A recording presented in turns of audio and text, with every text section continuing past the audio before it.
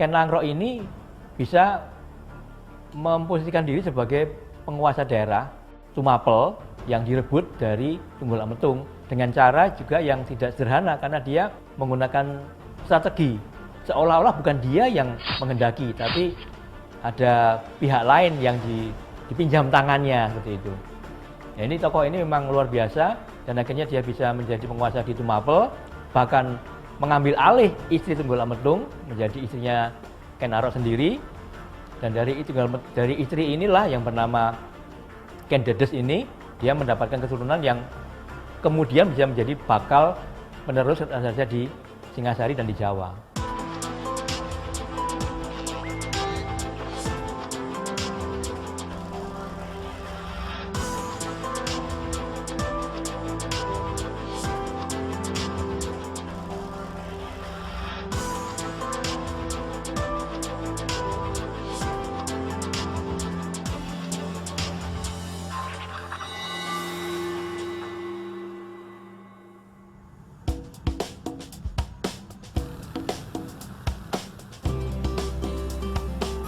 Singasari adalah kerajaan besar di Nusantara yang didirikan oleh Ken Arok pada tahun 1222 Masehi.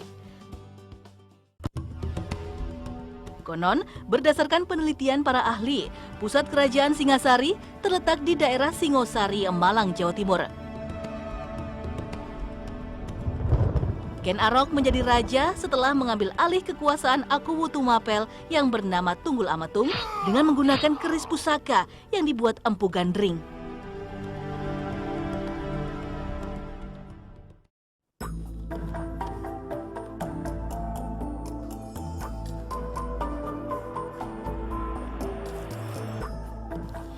Siapa yang tidak kenal dengan legenda keris Empu Gandring? Keris sakti yang mempunyai peranan besar bagi berdirinya Kerajaan Singosari. Sebuah kerajaan yang pada zaman dahulu pernah berjaya di wilayah Kabupaten Malang, Jawa Timur. Dan kali ini saya akan menelusuri kisah sejarah dari peninggalan Singosari hanya di Titik Peradaban.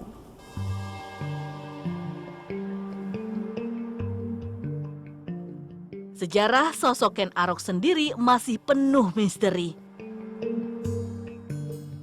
Ia banyak dikisahkan sebagai seorang perampok sakti yang kemudian bertobat.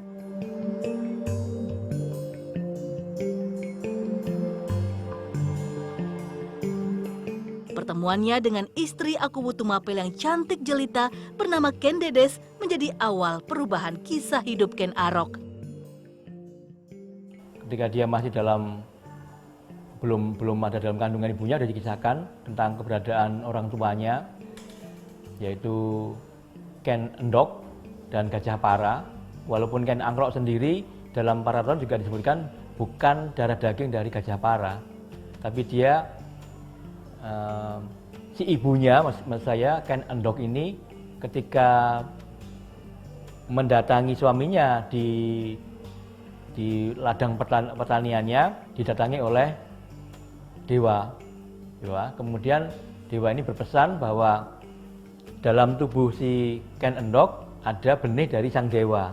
Bayi Ken Arok ini kemudian diletakkan di pabajangan atau tempat perkuburan anak-anak, dan akhirnya si jabang bayi ini ditemukan oleh seorang maling bernama Lembong.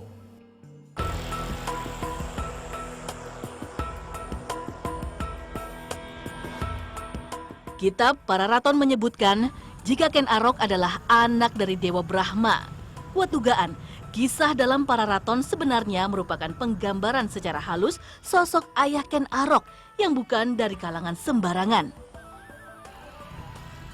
Bahwa Pararaton itu adalah merupakan kitab yang disebut puja sastra. Jadi tokoh itu disamarkan. Nah, kemudian Bukhari dalam analisisnya Prasasti Mula Malurung disebutkan Dewa Brahma itu ya adalah Tunggul Ametung. Dia disamarkan sebagai orang yang suci, yang tidak aibnya tidak bisa dibuka. Gitu. Alkisah, walaupun dibesarkan oleh seorang perampok, Ken Arok memiliki tanda-tanda keistimewaan yang terlihat oleh Loh Gawe, seorang pendeta yang kemudian menjadi guru Ken Arok. Loh Gawe jualah yang mendorong Ken Arok untuk merebut Ken Dedes dari Tunggul Ametung. Karena siapa saja yang bisa memperistri Ken Dedes, keturunannya akan menjadi penguasa di Pulau Jawa. Yang menarik kemudian justru Ken Langrok ini bisa memposisikan diri sebagai penguasa daerah Tumapel yang direbut dari Tunggul Ametung dengan cara juga yang tidak sederhana karena dia menggunakan strategi seolah-olah bukan dia yang menghendaki tapi ada pihak lain yang dipinjam tangannya seperti itu. Nah, ini tokoh ini memang luar biasa dan akhirnya dia bisa menjadi penguasa di Tumapel, bahkan mengambil alih istri Tunggul Ametung menjadi istrinya Ken Arok sendiri. Dan dari istri inilah yang bernama Ken Dedes ini, dia mendapatkan keturunan yang kemudian bisa menjadi bakal penerus raja di Singasari dan di Jawa. Sosok Ken Dedes dalam naskah Para Raton digambarkan sebagai wanita yang cantik jelita. Sebuah petirtaan kuno di desa Watugede, Kecamatan Singasari, Kabupaten Malang diyakini sebagai tempat yang berkaitan erat dengan Ken Dedes. Sebentuk kolam berbentuk persegi panjang di petirtaan diketemukan oleh seorang arkeolog Belanda pada tahun 1925. Dinding pembatas kolam terbuat dari batu bata berukuran besar yang nampak utuh. Air kolam petirtaan berasal dari sumber mata air dari bagian bawah sebuah pohon besar yang kemudian dialirkan melalui saluran air atau jalatwara yang sebagian besar sudah hancur. Hanya satu yang masih bisa diidentifikasi dengan penampakan relief Batari Durga menaiki kala.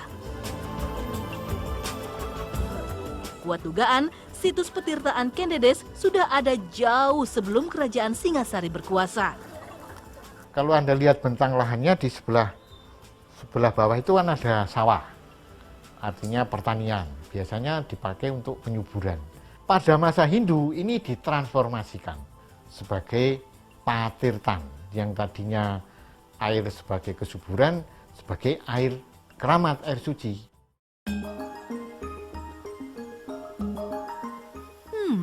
Daya tarik Ken Dedes sebagai sosok wanita yang istimewa menjadi daya tarik tersendiri situs petirtaan ini. Tak heran jika rata-rata pengunjungnya adalah para wanita yang berharap untuk bisa cantik dan awet muda seperti Ken Dedes.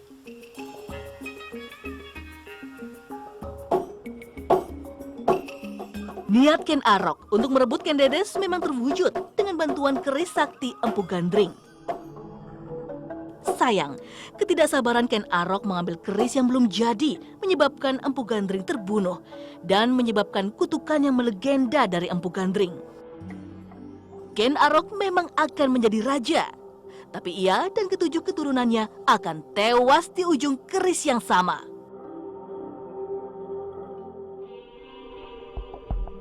Ken Arok akhirnya menjadi Aku Tumapel yang menjadi bawahan kerajaan Kediri. Lewat bantuan para Brahmana yang bertikai dengan Raja Kertajaya, Ken Arok akhirnya berhasil mengalahkan Kediri dan menjadi raja di Tumapel. Nah, setelah itu dia bisa menyatukan dua kerajaan besar. Kemudian dia memproklamirkan kerajaan Singhasari dan ibu kotanya disebut Kutaraja waktu itu. Ada di sebelah timur Gunung Kawi, sehingga bumi Jawa menjadi satu. Ken Arok menjadi Raja Singasari pertama dengan gelar Sri Raja Sabatara Sang Awur Wabumi. Sayangnya, ia berkuasa tidak terlalu lama. Ia terbunuh oleh Anusapati, putra Tunggul Ametung dari Ken Umang, dan dipusarakan di daerah yang disebut Kagenengan. Anusapati kemudian naik tahta menjadi Raja Singasari berikutnya. Di dalam Para Raton disebutkan bahwa ayahnya Tunggul Ametung yang beristrikan dengan Ken Umang itu dibunuh oleh Ken Arok, sehingga dia mengutus orang batil. Orang batil itu ya orang yang mahir tentang membunuh, untuk membunuh dengan keris Empu Gandring, dan kemudian terbunuhlah Ken Arok yang disebutkan dia meninggal di meja mas gitu. Kematian Ken Arok karena dibunuh tentu saja memancing kecurigaan putranya Tohjaya terhadap Anusapati. Tohjaya lalu membunuh Anusapati di arena sabung ayam yang menjadi kegemarannya. Keris Empu Gandring kembali mengambil korban.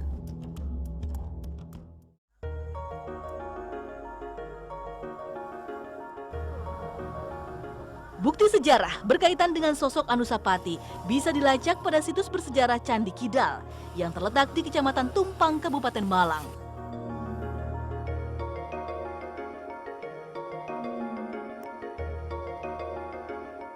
Penamaan Candi Kidal dalam bahasa Jawa kuno bermakna kiri, karena pembacaan relief di candi ini tidak seperti pada candi-candi lainnya yang biasanya searah dengan arah jarum jam atau yang disebut dengan pradaksina. Namun khusus di candi ini pembacaan relief justru berlawanan dengan arah jarum jam atau prasawiya.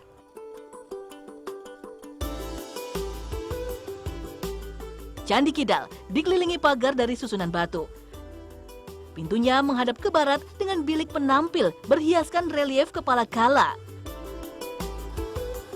Mata kala melotot dengan mulut bertaring panjang, nampak begitu menyeramkan dan menjadi kekhasan bangunan candi yang ada di Jawa Timur.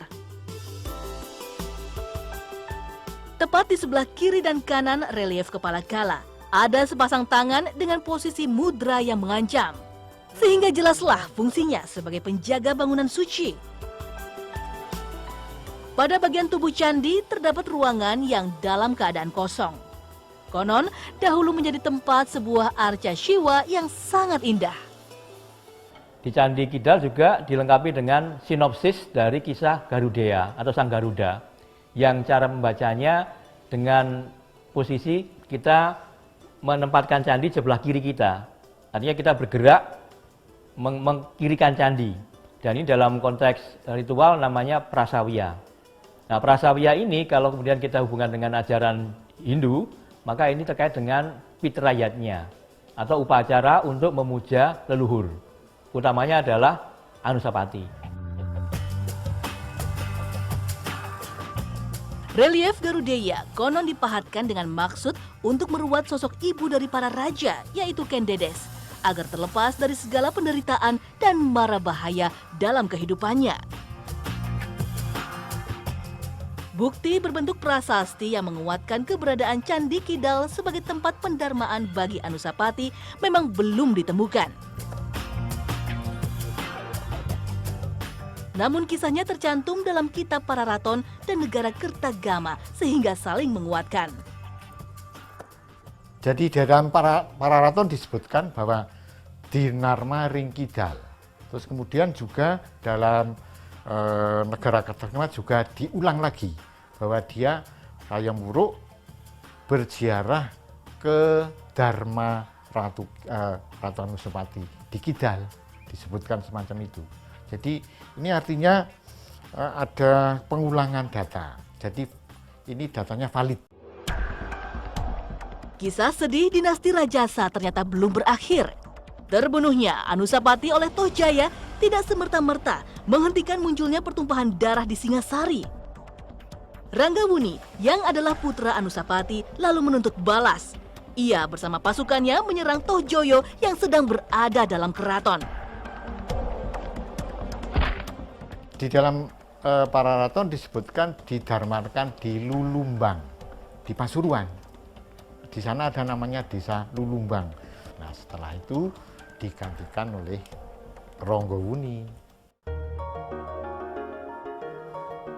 Ranggawuni naik tahta kerajaan Singasari dengan gelar Srijaya Wisnuwardana.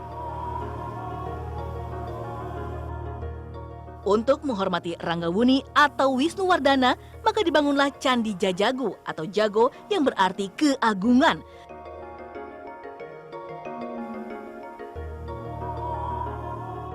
Terletak di Kecamatan Tumpang, Kabupaten Malang, tidak jauh dari lokasi Candi Kidal. Di dalam Pararaton disebutkan ada dua raja besar, Ranggawuni yang ada di Singosari ini, kemudian Narasinga yang ada di Kediri. Nah, setelah itu dia juga berhasil meluaskan kerajaan, terutama membangun pelabuhan Canggu, jadi untuk meluaskan perdagangan Canggu. Kitab Pararaton dan Negara Kertagama menjelaskan bahwa Ranggawuni menganut Siwa Buddha. Baru setelah Ranggawuni berkuasa menjadi raja, Singasari tidak lagi bergejolak. Ia berkuasa selama 41 tahun untuk kemudian digantikan sang anak Kertanegara. Candi Jajagu atau Jago sebagai candi peninggalan Ranggawuni memiliki keunikan tersendiri. Perpaduan arsitektur Hindu-Buddha yang khas menjadi bukti adanya hubungan toleransi beragama. Candi Jago itu merupakan sinkretisme agama Hindu dan Buddha. Karena memuat relief Kunjarakarna, Kunjarakarna itu adalah Buddhis. Dan cerita-cerita tantris binatang itu Buddhis.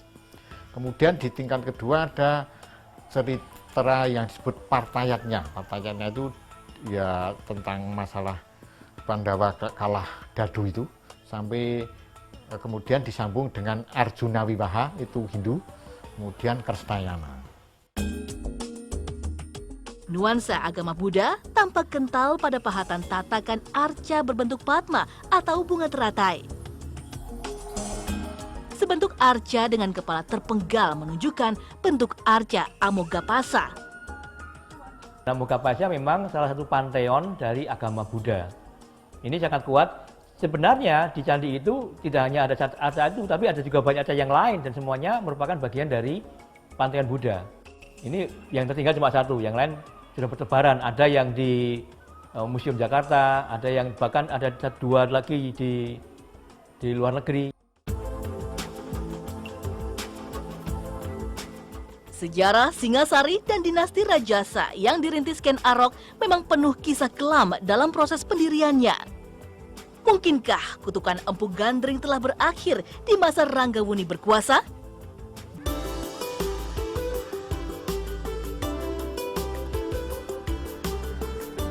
Pembangunan Candi Jago berlangsung sejak tahun 1268 hingga 1280 Masehi sebagai penghormatan kepada Raja Singasari keempat, Srijaya Wisnuwardana.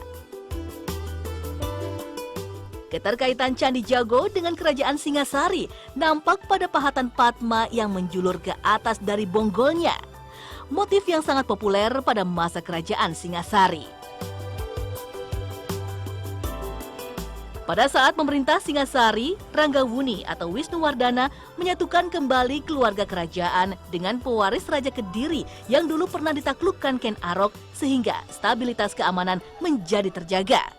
Ia juga membangun wilayah baru sebagai penunjang perkembangan jalur-jalur perdagangan. Kemudian Ranggawuni memindahkan keraton dari kota raja yang antara Ken Arok sampai dengan Tojaya itu di sana dipindahkan ke Singasari Nagara. Nah, kemudian berkembang luas dan setelah itu naiklah tahta Prabu Kertanegara sehingga dia disebut Prabu.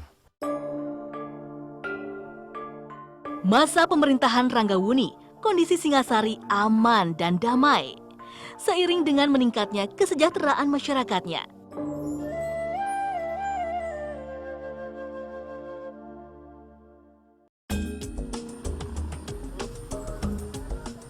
Menurut Kitab Pararaton, Kertanegara adalah Raja Singasari yang naik tahta secara damai. Bergelar Sri Maharaja Kertanegara Wikrama Darmo Tunggadewa. Posisi Keraton Singosari sampai kini belum terlacak. Keberadaan 2 arca, 2 rapala setinggi 4 meter di sekitar desa Candi Renggo menjadi bukti arkeologis yang menarik untuk dipelajari. Bisa jadi, 2 arca tersebut mengindikasikan di mana lokasi Keraton Singasari sebenarnya berada. Ada cerita unik mengenai proses pengangkatan arca 2 rapala ke atas dudukan batu ini. 2 buah traktor yang diperkirakan mampu mengangkatnya justru malah kewalahan yang ditandai dengan melengkungnya tuas besi pengangkatnya. Dan kemudian datanglah wangsit kepada salah seorang pekerja yang menyatakan bahwa arca ini baru bisa diangkat jika menggunakan kain hitam yang ditutup serta 3 batang pohon kelapa sebagai tiang penyangganya. Secara sepintas, kedua arca tersebut tampak sama, hanya sikap tangannya saja yang berbeda. Biasanya kan arca 2 rapala itu di 4 penjuru mata angin, Mas. Kemudian di depannya kok ada sisa-sisa bangunan gapura. Nah, sehingga diperkirakan itu pintu gerbang pemisah antara yang disebut oleh Eiserman itu adalah alun-alun, yang mungkin tanah lapang, kalau sekarang alun-alun. Terus kemudian bagian belakang itu adalah yang disebut dengan rumah-rumah pembesar kerajaan. Tetapi itu masih tanda petik karena strukturnya memang sudah rusak. Atribut yang dikenakan kedua arca nampak menyeramkan. Bagian kepala memakai ikat dengan hiasan tengkorak. Anting-antingnya juga berupa tengkorak yang disebut kapala kundala. Itu kaitannya dengan stil gaya Singasari tadi. Karena Kertanegara itu menganut agama Tantrayana, simbolnya itu dia tengkorak. Kenapa demikian? Karena dia dalam melakukan upacara biasanya di kuburan. Sehingga tengkorak itu sebagai penanda yang kaitannya dengan Tantrayana.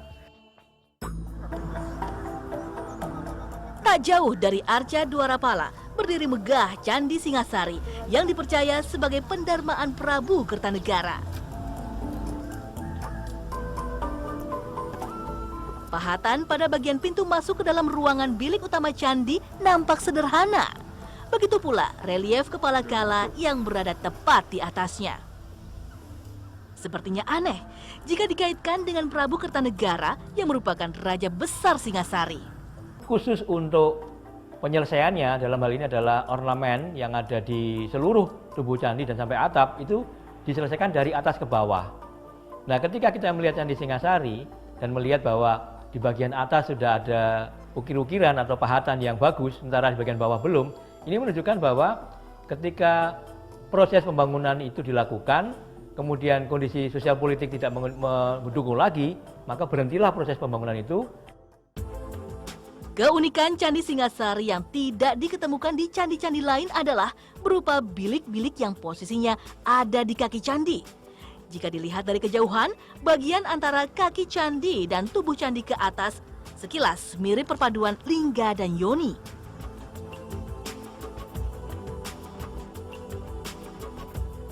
Pada halaman candi, nampak berbagai temuan arkeologis yang sebagian besar dalam keadaan rusak atau belum selesai dibuat.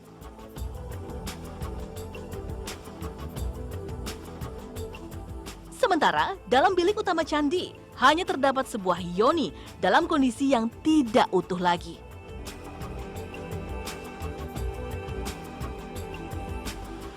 Dari mulai ditemukannya candi ini hingga sekarang, keberadaan Lingga yang merupakan pasangan dari Yoni tidak pernah ditemukan. Nah, hal ini diduga keberadaan Lingga sendiri dihancurkan oleh pasukan Jai Katuang yang waktu itu menyerang kerajaan Singosari. Nah, Lingga sendiri dianggap sebagai pusat kekuatan magis dari Raja Kertanegara.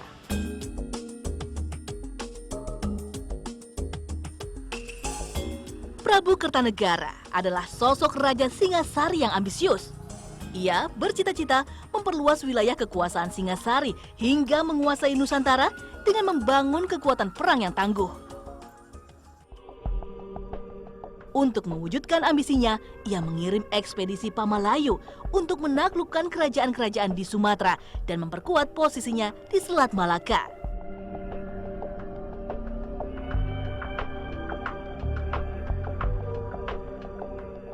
Sayang, serangan tak terduga Jaya Katuang, penguasa gelang-gelang, mengakhiri mimpi Prabu Kertanegara.